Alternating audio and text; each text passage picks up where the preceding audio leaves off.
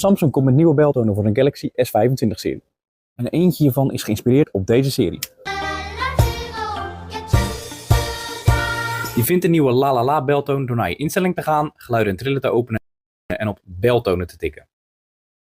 Maar let op, hij blijft enorm in je hoofd hangen.